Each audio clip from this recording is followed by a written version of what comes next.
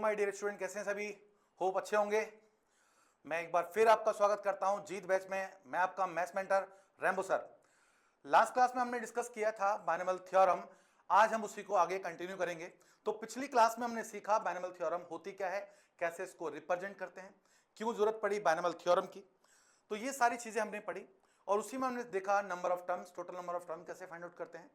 अगर multinomial term होगी तो उसके अंदर हम टोटल नंबर ऑफ टर्म कैसे फाइंड आउट करते हैं, उसका जनरल एक्सपेंशन देखा और उससे रिलेटेड हम कुछ फैक्ट्स देखे थे। चलिए चलते हैं आज की क्लास में। आज की क्लास में हम सीखेंगे, जैसे आपने लास्ट क्लास में सीखा, अगर मैं बोलता हूं a प्लस बी की power n, a plus B की पावर n, तो टोटल नंबर ऑफ टर्म होती है बच्चे n प्लस 1। सपोज कोई एक्सपेंशन है a प्लस बी की पावर 50, a प्लस बी की पावर 50, तो how many terms are there? 51। तो टर्म होंगी बच्चे 51। अब वो 51 के अंदर आपसे पूछ ले कि जो टोटल 51 टर्म होंगी, टोटल 51 टर्म होंगी, उनमें मिडिल टर्म क्या होगी, या 20th टर्म क्या होगी, या फिर वो टर्म बताइए जिसमें वेरिएबल एक्स नहीं होगा, जिसे हम इंडिपेंडेंट टर्म कह सकते हैं। तो अगर क्वेश्चन के बीच में से छोटे छोटे पार्ट बनते हैं, उनको कैसे सॉल्व करते हैं, उनके लिए क्या क्या करते हैं, ये आज जानेंगे हम इस क्लास में। तो चलिए चलते हैं आज की क्लास में। तो टॉपिक है हमारा, लास्ट क्लास में हमने डिस्कस किया था बच्चे बाइनोमियल थ्योरम। बाइनोमियल थ्योरम आज हम इसमें पढ़ने वाले हैं general term a plus B की होल पावर n। आपने देखा था इसका एक्सपेंशन क्या था बच्चे? nc0 a की पावर n माइनस 0 b की power 0 plus next nc1 a की पावर n माइनस 1 b की पावर 1, nc2 a की पावर n माइनस 2 b की power 2 plus and so on. तो आपने देखा कि यहां ये वाली वैल्यू चेंज हो रही है, बाकी वैल्यू हमारी सेम है। तो इससे हम जनरल टर्म निकालते हैं। तो आज हम पढ़ेंगे इसमें बच्चे general term in a plus B power n। इस एक्सपेंशन में जनरल टर्म होती क्या है, तो जरा गौर से देखिएगा। जनरल टर्म होती है बच्चे T R plus 1 is equal to what? N C R. यहां ये चेंज हो रहा है, आर क्या है? Required term. जो भी चेंज होगा बार बार वो लिखेंगे। और ए की पावर क्या था बच्चे? एन माइनस, देखो यहां 0 था तो एन माइनस 0, 1 था तो एन माइनस 1, 2 था तो एन माइनस 2, तो यहां क्या हो जाएगा? N minus R and B की पावर आर। ये होती है हमारी general term. This is your general term. चलिए जनरल टर्म तो ये हो गई। अब बच्चों की रिक्वायरमेंट होती है, सर हमें पता कैसे चलेगा जनरल टर्म यूज करनी है, किस तरह से इसको यूज करना है, कैसे फाइंड आउट करने हैं हमारे क्वेश्चंस, वो जरा समझिएगा। तो जनरल टर्म, अच्छा मैंने लिखा है टर्म टी आर प्लस 1, क्योंकि आपको पता है टर्म क्या होती है हमारी? 1 ग्रेटर होती है। टर्म क्या होती है बच्चे? 1 ग्रेटर होती है, इसीलिए मैंने लिखा है R plus 1, T R plus 1। चलिए मैं यूजेस बता देता हूं इसके। यूजेस क्या है? फर्स्ट, पहला यूज, अगर क्वेश्चन में आता है टू फाइंड रिक्वायर्ड टर्म, आपको कोई भी टर्म पूछी गई है, we will use general term. मैंने अभी बताया ना आपको, a प्लस बी की पावर अगर 50 है तो टोटल टर्म आने वाली है 51। 51 टर्म आएंगी। अब देखिए 51 टर्म मुझे कैलकुलेट करनी है और मुझे चाहिए 20 टर्म। तो मुझे जरूरत क्या है? सारी टर्म खोलने का। मैं डायरेक्टली 20 टर्म निकालूंगा। तो ये फॉर्मूला हम यूज करेंगे उसके केस में। तो वही लिखा मैंने, टू फाइंड रिक्वायर्ड टर्म। कोई भी टर्म पूछ ली जाए आपसे, we will use general term. Next is to find required coefficient. To find required coefficient, कोई पर्टिकुलर कोफिशिएंट पूछ लिया जाए। सपोज वो टर्म बताइए जिसके अंदर x की पावर 7 आएगा और x की पावर 7 का कोफिशिएंट क्या होगा, लाइक दिस। मतलब बीच बीच में से अगर क्वेश्चन बनते हैं तो हम जनरल टर्म यूज करेंगे। Next, to find required coefficient तो लिख दिया मैंने। To find independent term, to find independent term. Next, to find middle term, अगर हमें मिडल टर्म फाइंड आउट करनी है उसमें भी हम इसका यूज करेंगे, टू फाइंड मिडल टर्म। ये मिडल टर्म कैसे कैलकुलेट करते हैं, जरा ध्यान सुनिएगा। To find middle term, middle term के लिए कुछ बातें आपको और याद रखनी होगी। In the expansion of a plus B की पावर n, तो यहां क्या चेक करना है? First, if n is an odd number. अगर n हमारा क्या है बच्चे? ऑड नंबर है, तो मिडिल टर्म क्या आने वाली है? मिडिल टर्म आएगी n+1/2h term and next of this n+1/2 + 1h term. This will your middle term. Next है if n is an even number. अगर n इवन होगा तो मिडिल टर्म क्या होगी? Then middle term will what? n/2 + 1h term. ये हो जाएगी बच्चे n/2 + 1h term. That will your middle term. तो मिडिल टर्म निकालने के लिए सबसे पहले आपको चेक करना होगा कि n की वैल्यू क्या है. जो n है वो इवन है या ऑड है, उसके बेस पे आप निकाल सकते हैं. यहां से एक बात और याद रखिएगा, नोट में लिख देता हूं मैं. The coefficient of middle term is the greatest term, is the greatest coefficient of binomial theorem, binomial expansion. जो भी एक्सपेंशन आप यूज कर रहे हैं उसके अंदर अगर आपसे पूछा गया है the greatest coefficient of this expansion is, तो जो मिडिल टर्म होगी उसके कोफिशिएंट को ही हम बोलेंगे greatest coefficient. That will your greatest coefficient. चलिए एक बार इसको यूज करके देखते हैं. एक छोटा सा क्वेश्चन मैं आपसे पूछता हूं, find seventh term in the expansion of 2x - y whole power 20. आप देख रहे होंगे बच्चे इसके अंदर पावर कितनी है? 20. पावर कितनी है बच्चे? 20. तो how many terms are there? Total term कितनी आने वाली है? टोटल टर्म आएंगे यहां बच्चे 21. उस 21 में मुझे फाइंड आउट करनी है seventh term, particular term. We will use what? General term. 2x - y whole power 20 दिया है. एज आपको पता है जनरल टर्म क्या होती है? tr + 1 = NCR a की पावर n - r b की पावर r. तो ये हो गया बच्चे 20CR. a कितना है बच्चे? 2x की पावर n - r और y b की जगह -y की पावर r. रखी वैल्यू जरा n की वैल्यू रख दो. तो ये आ गया बच्चे 20CR 2x की पावर कितना? 2x की होल पावर 20 - r और -y की power r.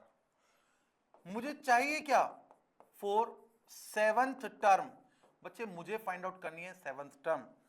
You know seventh term calculate करने के लिए यहां 7 कब आएगा? जब मैं r की वैल्यू क्या रख दूंगा बच्चे? 6. r की वैल्यू क्या रख दूंगा? 6. अगर मैं r की जगह 1 रख देता हूं, सॉरी 6 रख देता हूं, that will what?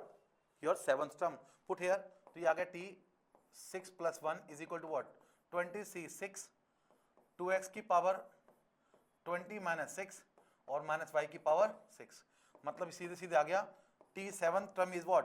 20c6 and 2x की पावर 20 - 6 इज व्हाट? 14 और y की पावर 6. ये प्लस हो जाएगा क्योंकि इवन पावर है. That will your seventh term. That will your seventh term. इसी में अगर वो आपसे कहे कि find middle term, find middle term in the expansion of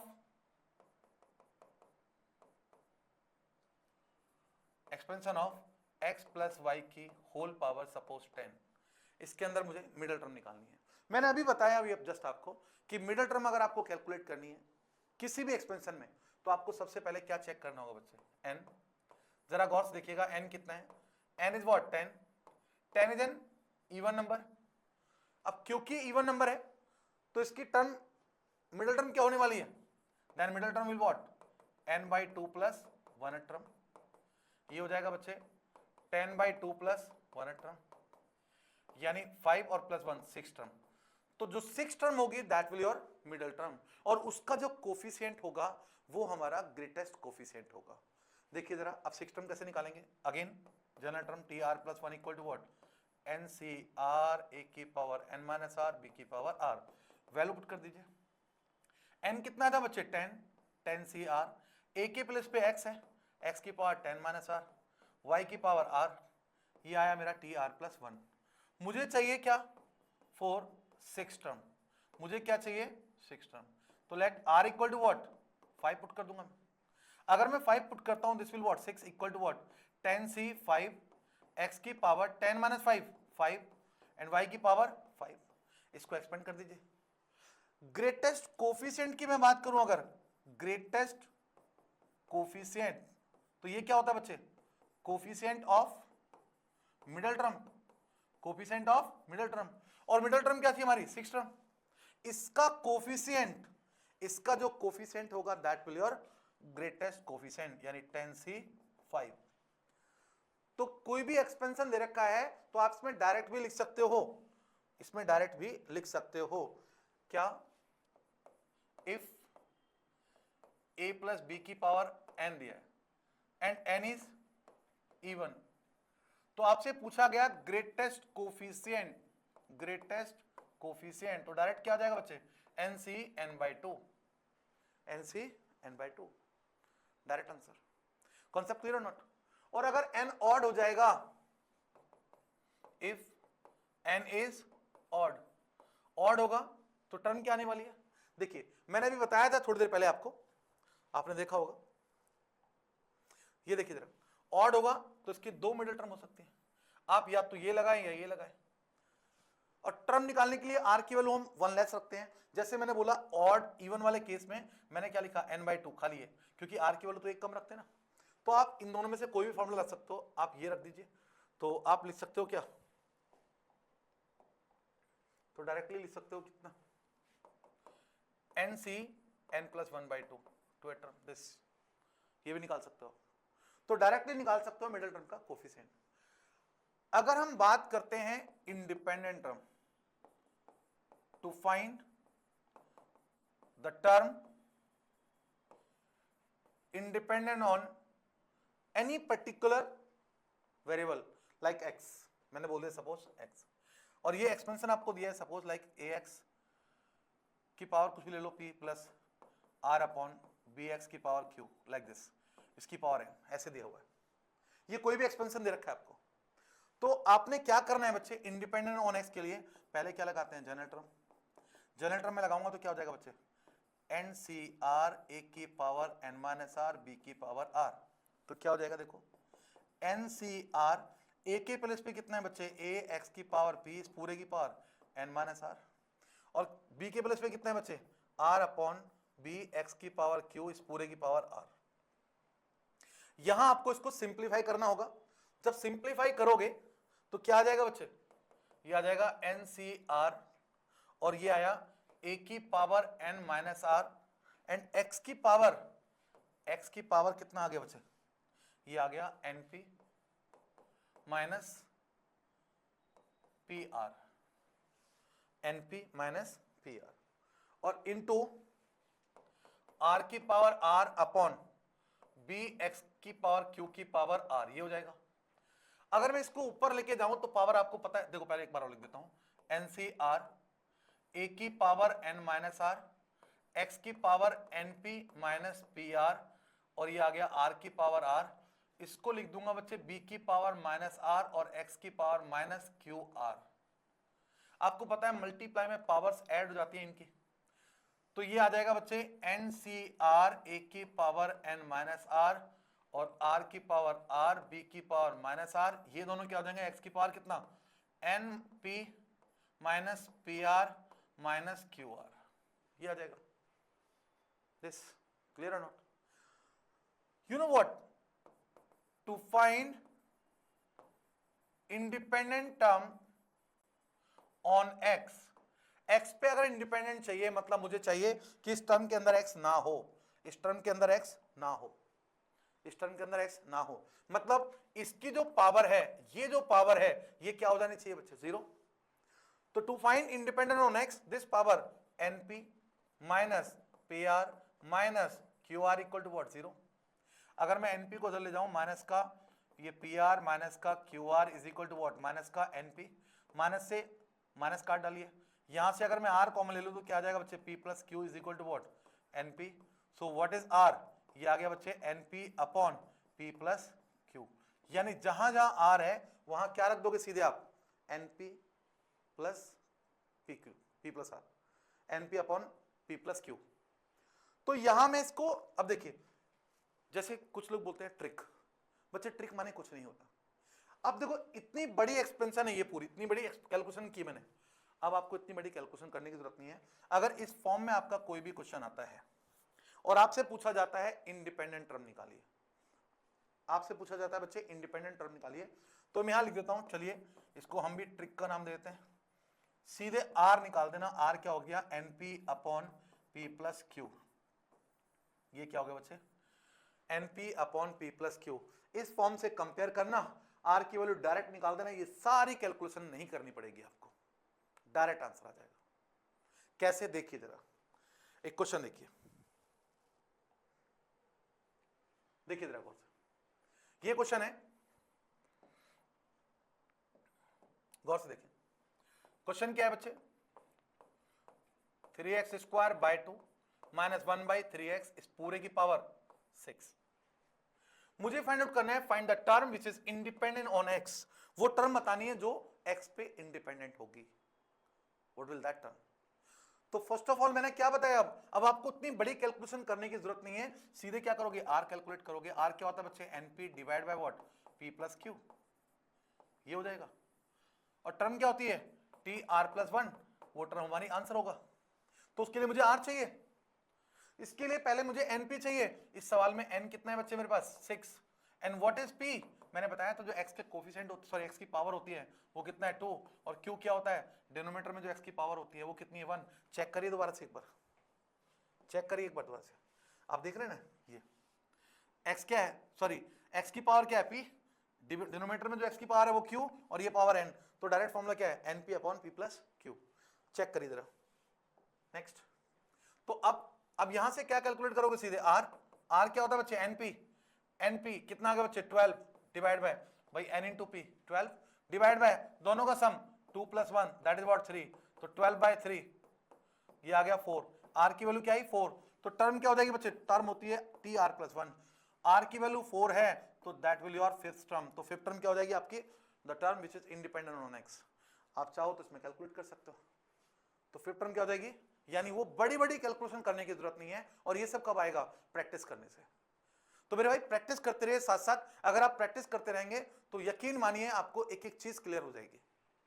एक और क्वेश्चन देखिए जरा, इसी टाइप का क्वेश्चन है, लिखा है the term independent on x।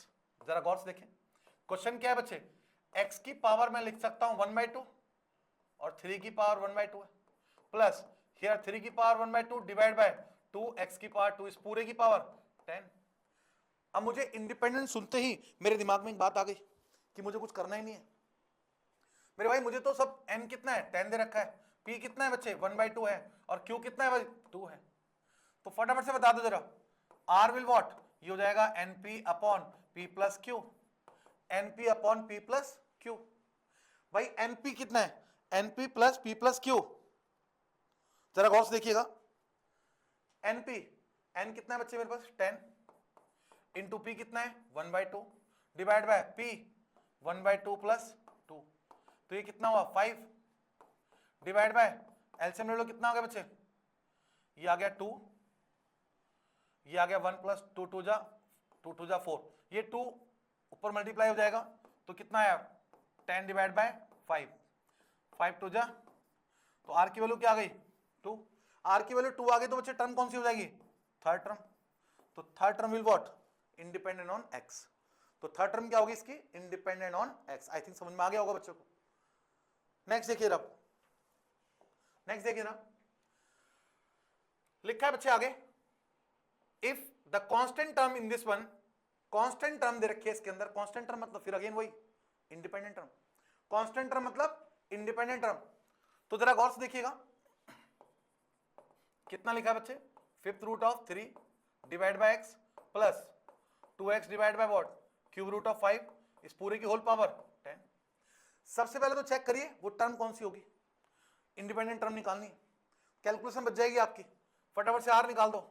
r क्या होगा np, भाई p कितना है 1 और q भी कितना है 1, तो np by p plus q, n into P, n p कितना है 1 है तो n इंटू ये तो 10 ही रहेगा, डिवाइड बाय दोनों का सम 2, ये आ गया 5। यानी 6 टर्म जो होगी इसके अंदर वो क्या होगी, इंडिपेंडेंट टर्म। 6 टर्म क्या होगी बच्चे, इंडिपेंडेंट टर्म। अब निकाल दो फटाफट से, T R plus 1 equal to what, N C R A की power n minus R B की पावर r।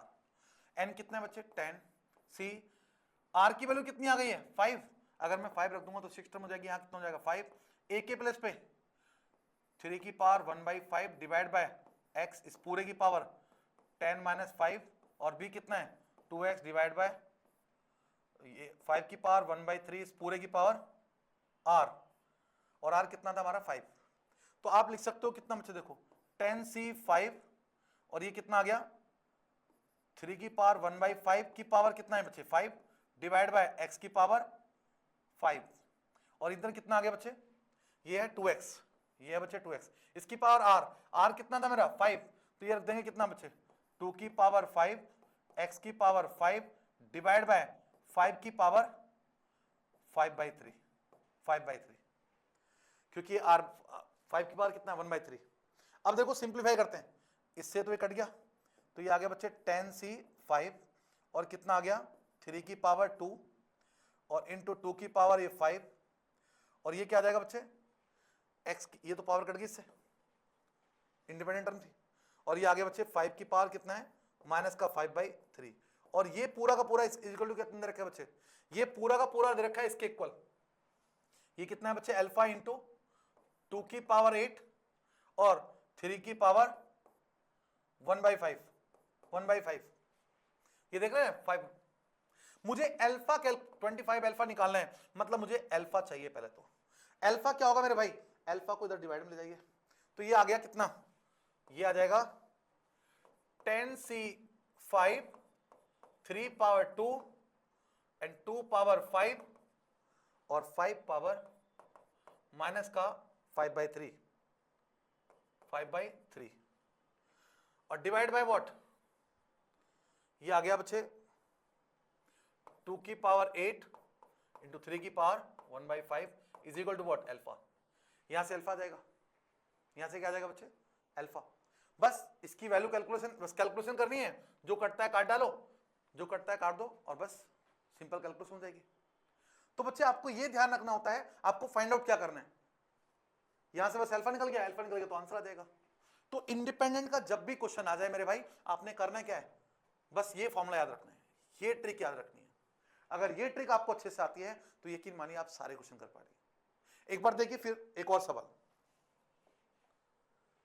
अब जैसे दोबारा से देखिए, if the term independent on x in the expansion of this one is this one, ये दे रखा है देन ए स्क्वायर इज, दोबारा से देखो जरा, अगेन वही कंडीशन आ गई, ये under root A X square plus 1 upon what 2x की पावर 3 इस पूरे की पावर 10। सबसे पहले तो बताइए इंडिपेंडेंट जो टर्म होगी वो होगी कौन सी, तो इंडिपेंडेंट के लिए क्या बताया बच्चे मेरे भाई, n कितना है 10, p कितना है 2, q कितना है 3, फटाफट से कैलकुलेट कर दो r होता है मेरे भाई np upon p plus q, np n कितना है 10 into p is what 2 divide by दोनों का सम, इन दोनों का सम करूंगा कितना आएगा बच्चे 5, इन दोनों का सम कितना आ गया 5, तो ये आ गया 20 डिवाइड बाय 5, कितना आया r इक्वल टू आ गया 4, r की वैल्यू आ गई 4, तो इसका मतलब मेरी जो फिफ्थ टर्म होने वाली है वो होगी इंडिपेंडेंट टर्म, तो फिफ्थ टर्म क्या हो जाएगी NCR, n कितना है 10c, r कितना था 4, a के प्लेस पे रूट a एक्स स्क्वायर की power n minus R, 10 minus 4 कितना हो जाएगा 6, डायरेक्ट रखो, ये कितना है 1/2x क्यूब इस पूरे की पावर 4, और ये किसके इक्वल दे रखा है बच्चे, ये दे रखा है 105, करिए सिंप्लीफाई, कितना हो जाएगा 10 फैक्टोरियल डिवाइड बाय 4 फैक्टोरियल और ये 6 फैक्टोरियल, ये कितना आया बच्चे a की पावर 1/2 x की पावर 2 इस पूरे की पावर 6 और इधर आ गया 1/2 की पावर 4 और इधर x की पावर 3 की पावर 4 इज इक्वल टू कितना है बच्चे 105, तो ये आ गया बच्चे 10 into 9 into 8 into 7 into 6 factorial divide by 4 into 2 into 3 sorry 4 into 3 into 2 into 1 into 6 factorial, और ये a की पावर देखो a की पावर 1/2 की पावर 6 है, a की पावर 1/2 यानी इसकी पावर 6 करेंगे क्या आएगा 3, और x की पावर कितना आ गया बच्चे 12 इंटू 1 बाई वॉट 2 की पावर 4, 2 2 जा 4 2 जा 8 2 जा 16, तो ये आ गया बच्चे 16 और ये आ गया x की पावर 12 इज इक्वल टू 105। ये इससे पूरा कैंसिल हो गया, इधर से 6 कैंसिल हो गया, 4 2 जा 8 कैंसिल हो गया, और ये 3 3 जा 9। तो कितना आ गया बच्चे 10 इंटू 3 इंटू 7 और a cube divide by what, ये कितना आ गया बच्चे 16 इज इक्वल टू व्हाट 105। तो a क्यूब विल व्हाट, ये आ गया 105 into 16 divide by what 10 into 3 into 7। बस ये कैलकुलेशन करना है, कैलकुलेशन करो, 3 से काटो इसको, 3 3 जा 9 और 3 5 जा 15। अब 7 से 7 5 जा 35, 5 से इसको कैंसिल कर दो, कितना आ गया बच्चे a cube equal to what 5 into 16 by what 10, 5 से 2 टाइम, 2 से ये 8 टाइम, तो a क्यूब इक्वल टू कितना आ गया बच्चे 8।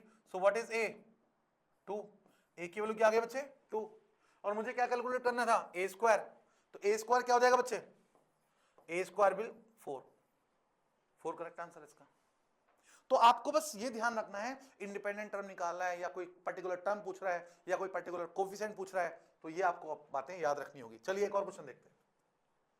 Next question, again m and n be the coefficient of 7th and 13th term। अब की बार मिडिल टर्म नहीं पूछा, उसने पूछा है 7th टर्म और 13th टर्म का जो कोफिशिएंट है ना वो ये है, तो हमें इसकी वैल्यू निकालनी है, इसकी वैल्यू निकालनी है। जरा गौर से देखिएगा बच्चे, कितना है बच्चे 1/3 x की पावर 1/3 प्लस 1/2 x की पावर 2/3 पूरे की power 18। m and n be the coefficient of 7th term and 13th term। बच्चे कोई भी टर्म निकालनी हो तो हम लगाते हैं जनरल टर्म। जनरल टर्म क्या होता है NCR a की power n minus r b की पावर r। लगाइए फॉर्मूला, कितना हो बच्चे 18CR, a कितना है 1/3 x की पावर 1/3 उस पूरे की पावर कितना 18 माइनस r, और b कितना है 1/2 x की पावर 2/3 इस पूरे की पावर r। चलिए ये आ गया बच्चे 18CR 1/3 की पावर 18 माइनस r और x की पावर 18 माइनस r बाय 3, और इधर आ गया 1/2 की पावर r और x की पावर माइनस 2/3 की पावर r। मुझे टर्म कौन सी चाहिए बच्चे फॉर 7th टर्म। अगर मुझे 7 टर्म निकालनी है तो लेट r की वैल्यू में क्या रख दूंगा सीधे 6, r की वैल्यू क्या रख दूंगा बच्चे 6। तो ये कितना आ गया बच्चे, ये आ गया 18C6 1/3 की पावर 18 माइनस 6, ये आ जाएगा बच्चे 12, और x को भी रहने दीजिए इसको, और ये 1/2 की पावर कितना 6। हमें कोफिशिएंट चाहिए तो x वाली टर्म तो लेंगे नहीं, तो कोफिशिएंट कितना आ गया बच्चे आ गया। अब ध्यान दो, मैंने निकाला 7th टर्म का कोफिशिएंट, अभी मुझे क्या चाहिए 13 टर्म का कोफिशिएंट। 13 टर्म का कोफिशिएंट निकालने के लिए चलिए मैं लिख देता हूं पहले आपको, देखो जरा गौर से, तो कितना आ गया बच्चे देखो coefficient of 7th term is equal to कितना आ गया मेरे पास 18C6 और 1/3 की पावर 12 और 1/2 की पावर 6, ये आ गया बच्चे। अब निकालना है मुझे 13 टर्म का। 13 टर्म के लिए r की वैल्यू क्या रखने वाला हूं बच्चे मैं 13 टर्म के लिए r की वैल्यू रख दूंगा 12, r की वैल्यू क्या रख दूंगा 12, रखिए जरा r की वैल्यू 12 रख दोगे बच्चे यहां, तो लिख देता हूं मैं कोफिशिएंट ऑफ 13th टर्म, ये आ जाएगा मेरे भाई 18C12, और क्या हो गया 1/3 की पावर 18 माइनस 12 कितना आ गया बच्चे 6, और 1/2 की पावर 12, ये आ गया। ये दे रखा है m और ये दे रखा है n, m और n दे रखे हैं बच्चे, n और m दे रखे हैं। तो जरा गौर से देखिएगा, हमें कैलकुलेट करना है m by n, n by m, n by m, n by m।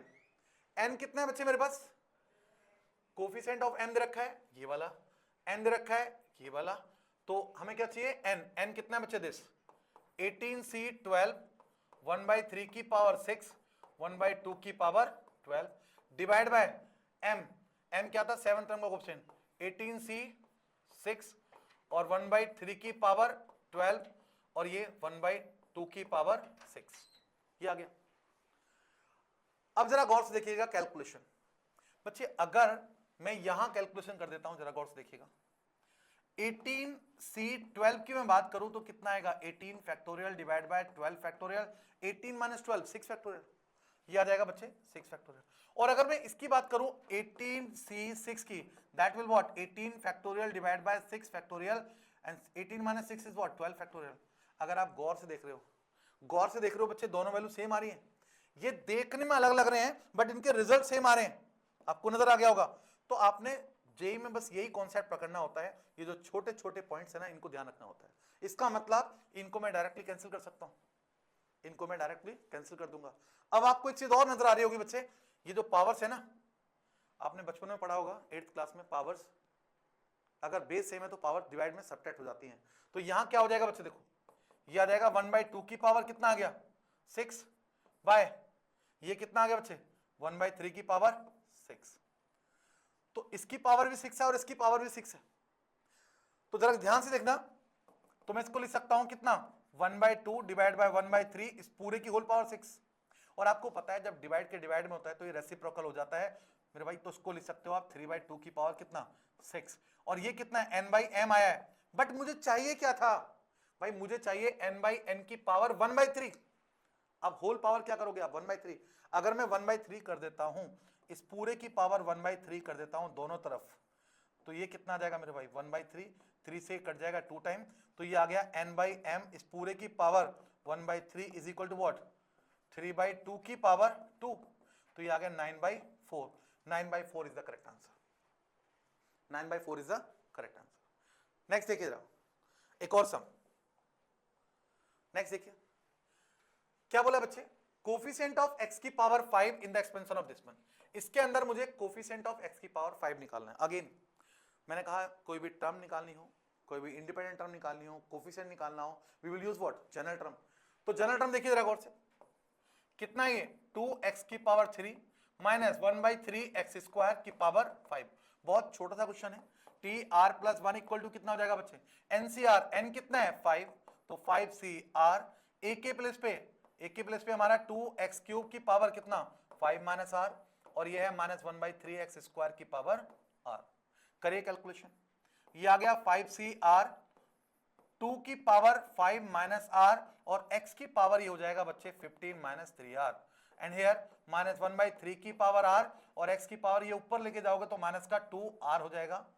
आपको पता है मल्टीप्लाई में पावर्स ऐड हो जाती हैं, ये हम बार बार पढ़ चुके हैं और ये बचपन से पढ़ते आ रहे हैं। तो ये क्या हो जाएगा बच्चे, ये आ गया 15 माइनस व्हाट 5r, बच्चे ये 3 था और ये माइनस का 2 था, दोनों ऐड हो गए। मुझे चाहिए क्या, मुझे चाहिए फॉर कोफिशिएंट ऑफ x की पावर 5, मुझे चाहिए x की पावर 5, बट x की पावर 5 आ क्या रहे हैं बच्चे, आप गौर से देखो, ये आ रहा है 15 माइनस 5, तो ये आ गया। अब मैं क्या रख दूंगा, लेट 15 माइनस 5r के प्लेस पे रख दूंगा बच्चे 5, तो minus 5r equal to what 5 minus 15 minus 5r equal to what minus का 10, minus minus cancel out, r equal to what 2, तो बस r की वैल्यू 2 रख दीजिए, क्या जाएगा कोफिशिएंट ऑफ x की पावर 5 रखिए जरा, तो कितना आया बच्चे, देखो जरा गौर से देखो, ये आ जाएगा 5c2 और 2 की power 5 minus 2 and here minus 1/3 की पावर 2 और x की पावर अगर मैं 2 रखता हूं तो कितना आ जाएगा बच्चे, ये आ गया 15 माइनस 10, तो ये आ गया 5c2 एंड 2 की पावर कितना 3 और माइनस 1/3 की पावर 2 x की पावर 5। तो कोफिशिएंट कितना आ गया, ये पूरा कोफिशिएंट है इसका, ये पूरा क्या आ गया कोफिशिएंट। इसको सिंप्लीफाई करना जरा, इसको सॉल्व करोगे तो 10 आ जाएगा, 2 की पावर 3 कितना हो 8 और इसका स्क्वायर करोगे तो 1/9 हो जाएगा प्लस का, तो finally 80/9 is the correct answer. तो 80/9 इसका आंसर आ गया। तो आपने देखा बच्चे, कोई भी टर्म आ जाए इस टाइप से, इंडिपेंडेंट टर्म आ जाए, मिडिल टर्म आ जाए, कोई कोफिशिएंट आ जाए, आप इजीली कैलकुलेट कर सकते हैं। नेक्स्ट देखिए एक और देखो जरा, अब देखिए कई बार ये डरावनी शक्लें आ जाती हैं, ऐसी शक्ल आ जाती है और इसमें पूछा गया आपसे x की पावर 7 का कोफिशिएंट निकालिए। x की पावर 7 कोएफिशिएंट निकालना है बच्चे, घबराना नहीं है बिल्कुल भी। 11th क्लास बच्चों ने पढ़ रखी है। देखो अगर मैं इसको ऐसे जनरली देखूंगा तो आप ऐसे 100% कंफ्यूज हो जाओगे। तो करना क्या है, इसको पहले सिंप्लीफाई कर लीजिए बच्चे। यहाँ x की पावर 1 है, 2 है, तो इसका मतलब यहाँ x की पावर 0 रही होगी। आपको नजर आ रहा है x की पावर 0 से स्टार्ट है 10 तक जा रहे हैं, मतलब 11 टर्म है ये। एक चीज और नजर आ रही होगी आपको, दिस अपॉन दिस करता हूं मैं, गौर से देखो जरा। x 1 प्लस एक्स की power 9 divide by 1 plus X की पावर 10, तो आप देख रहे होंगे कैंसिल हो गया एक, तो ये आ गया x by 1 plus r, sorry 1 plus x. अगर दिस अपॉन दिस करूंगा ये भी क्या आएगा, x अपॉन 1 प्लस एक्स।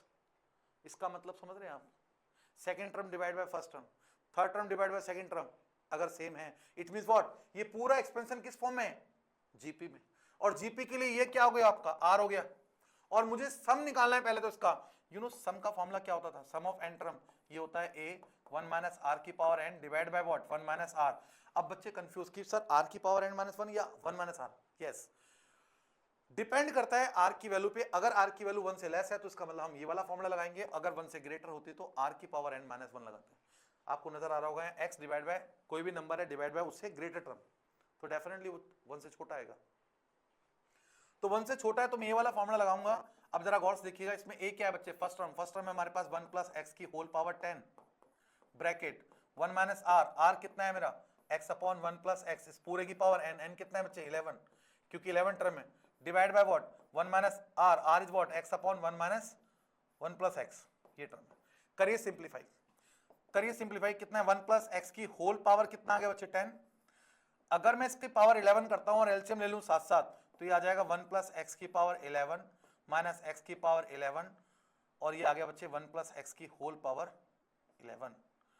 और इस पूरे के डिवाइड में कितना है, अगर मैं यहां भी एलसीएम ले लेता हूं तो ये आ जाएगा बच्चे 1 प्लस एक्स की पावर 1 प्लस एक्स आ गया, और इधर 1 plus x minus x, x से एक्स कैंसिल। आपको पता है डिवाइड के डिवाइड में तो उसको रेसिप्रोकल कर देते हैं, तो ये कितना आ गया मेरे पास, ये आ गया बच्चे 1 प्लस एक्स की पावर 10, और इधर कितना आया देखो 1 प्लस एक्स की पावर 11 माइनस एक्स की power 11 divide by 1 plus X की पावर 11 और इनटू 1 प्लस एक्स आ गया, ये वाला है, ये ऊपर चला गया। आप गौर से देख रहे होगे 1 प्लस एक्स की पावर 10 इंटू 1 प्लस एक्स, मतलब 1 प्लस एक्स की पावर 11, मतलब मैं इसको फटाफट से इससे काट डालूं, तो अब मेरे पास एक्सपेंशन क्या आ गया बच्चे, आप जरा गौर से देख रहे हो तो ये आ गया 1 प्लस एक्स की पावर 11 माइनस एक्स की पावर 11। मुझे कोफिशिएंट किसका चाहिए, कोफिशिएंट ऑफ एक्स की पावर 7 का। भाई यहां तो आने वाला नहीं है, बस कोफिशिएंट ऑफ एक्स पावर 7 किसमें आएगा, इसमें।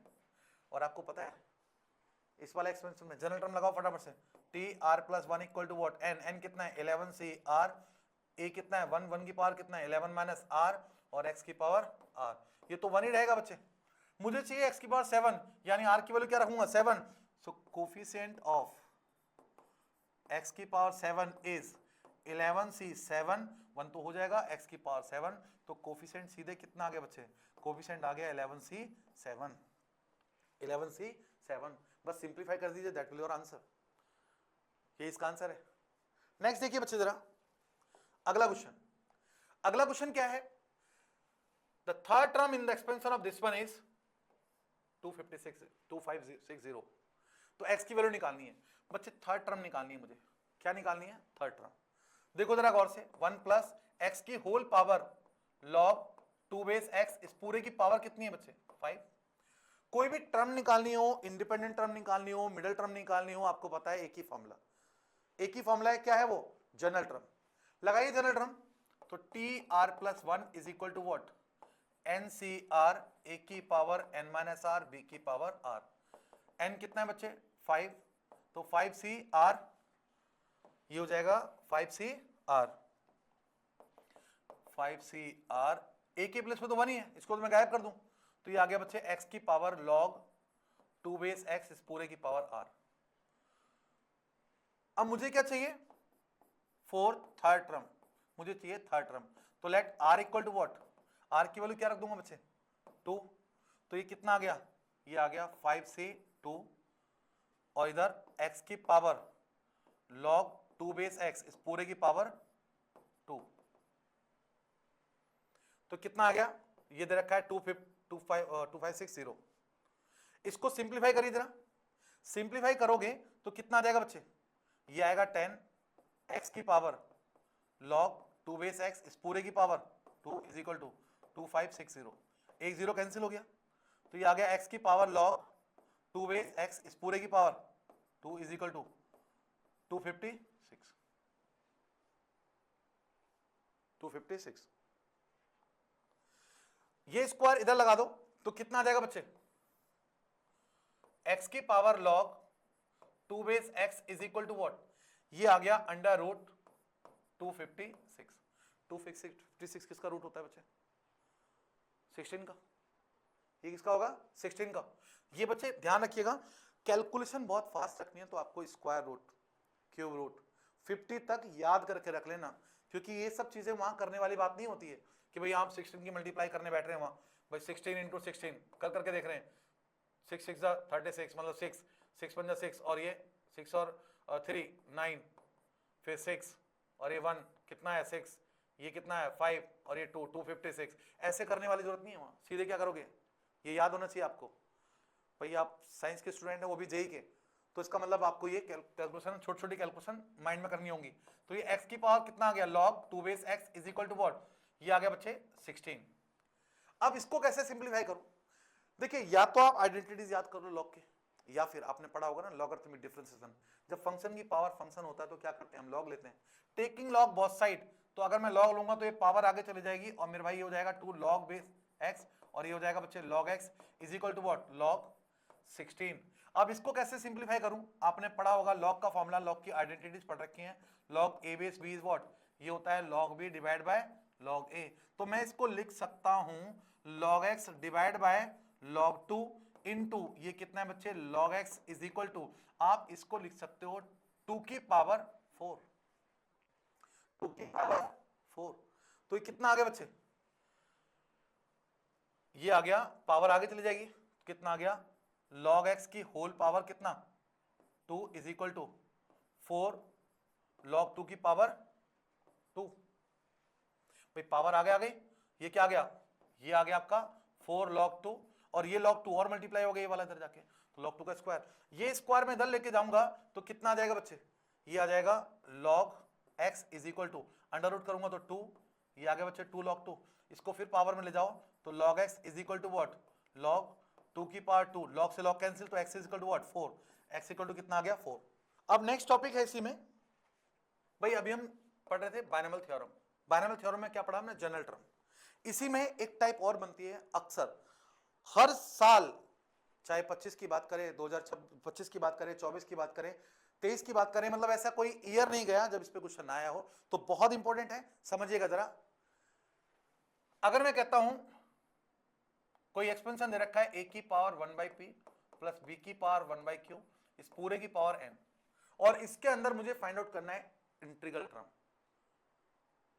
या rational term, how many rational terms are there, इसके अंदर टोटल रेशनल टर्म कितनी होंगी या इंटीग्रल टर्म कितनी होंगी।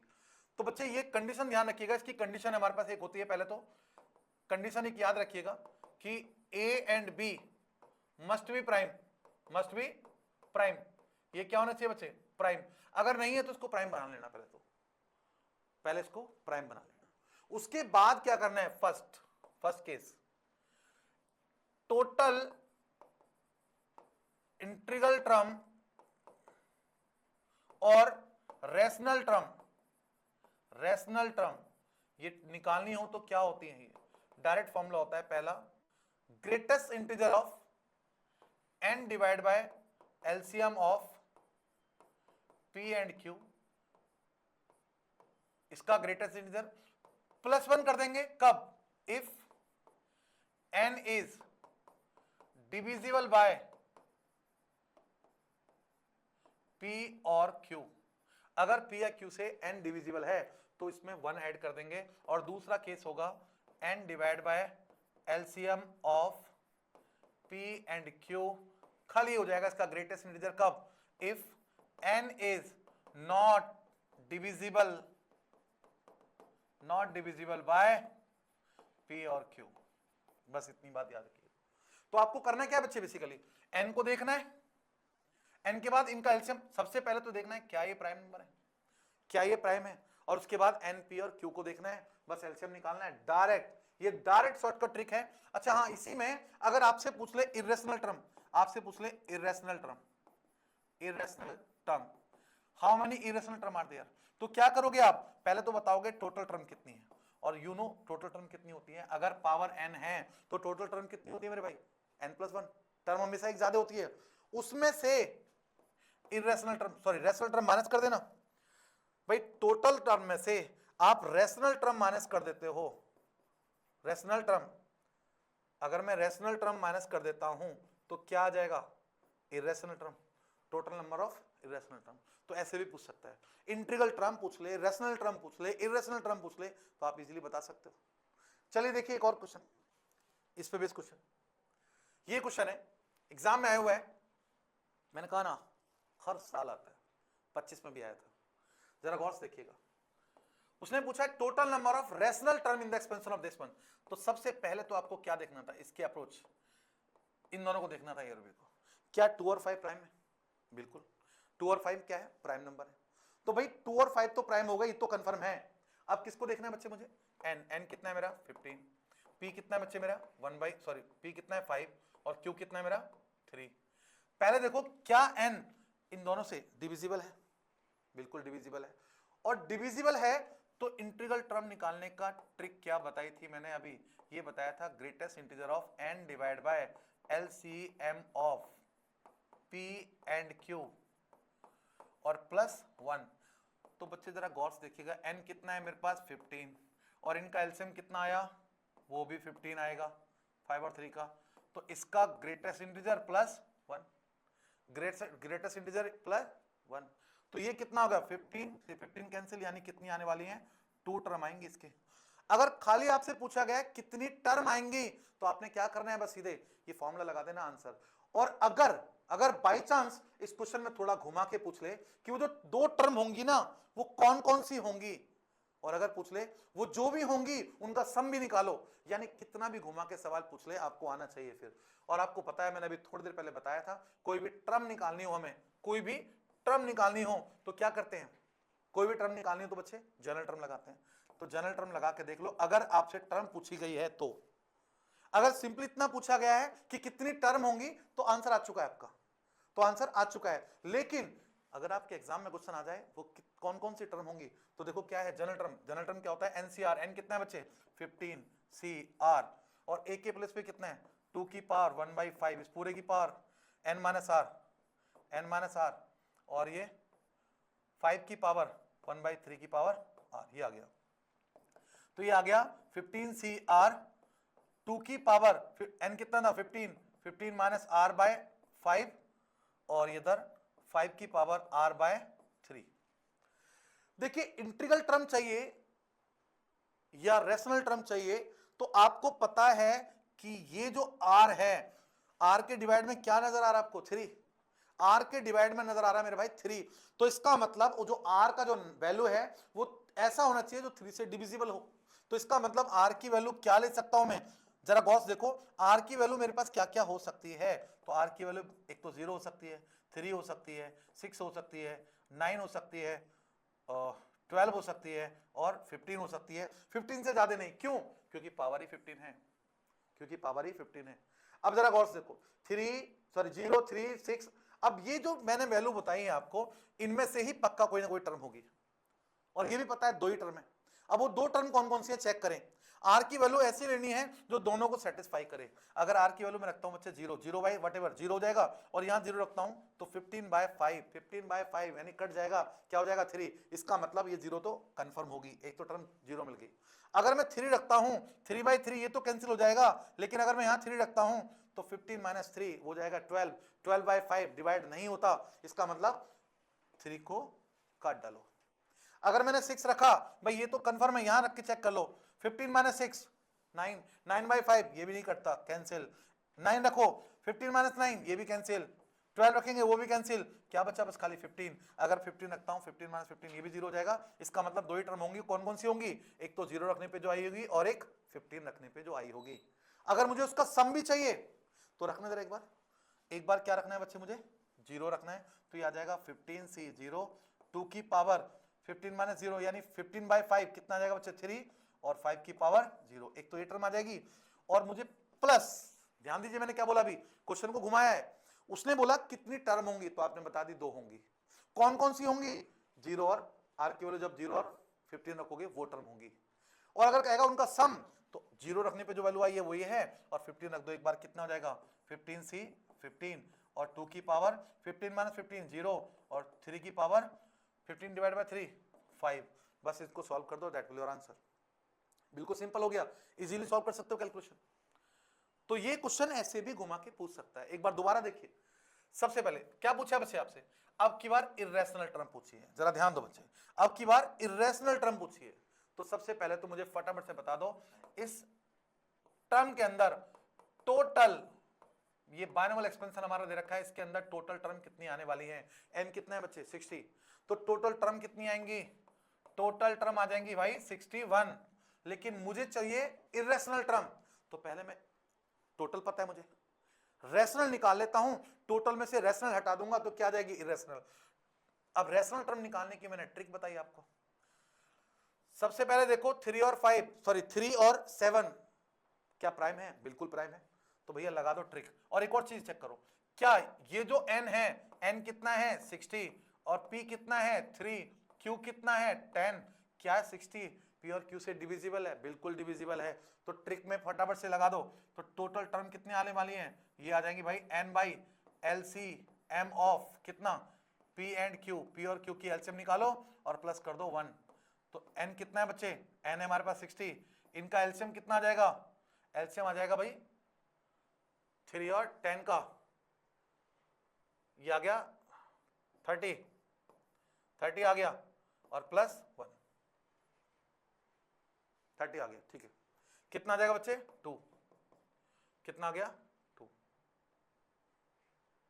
ठीक है 2 प्लस, अच्छा सॉरी क्वेश्चन में 5 था बच्चे, क्वेश्चन देखिए 5 था, ये 3 नहीं है 5 लिखा हुआ है, ये 5 है तो ये 5 है, 5 और 10 का एलसीएम कितना आएगा 10 आएगा, ये आ गया 10 से डिवाइड करोगे कितना आ गया बच्चे 6, तो 6 प्लस 1 कितना आ गया बच्चे 7, कितनी टर्म आ गई 7, ये 7 आई है रेशनल टर्म, मुझे निकालनी है irrational term. Irrational term will what, total term 61 minus rational term 7, 61 minus 7 54, so 54 is the correct answer. तो आप इस तरह से कोई भी क्वेश्चन कैलकुलेट कर सकते हो अगर वो रेशनल टर्म पे आता है। अगेन एक और क्वेश्चन, जरा गौर से देखिए, ये लिखा है बच्चे 2 की पावर 1/2 प्लस 3 की पावर 1/5 इस पूरे की पावर 10, क्या ये दोनों नंबर प्राइम है, बिल्कुल प्राइम है। तो अब देखिए पावर n कितना है 10, p कितना है 2, q कितना है 5, क्या ये जो n है p और q से डिविजिबल है, ये भी डिविजिबल है।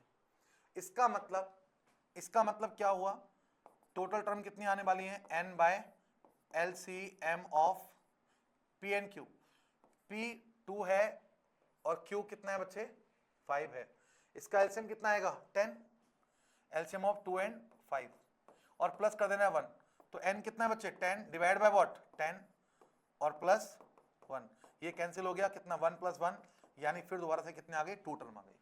लेकिन पूछा क्या गया है, सम ऑफ रेशनल टर्म, सम निकालना है बच्चे, मुझे सेम क्वेश्चन अभी बताया था।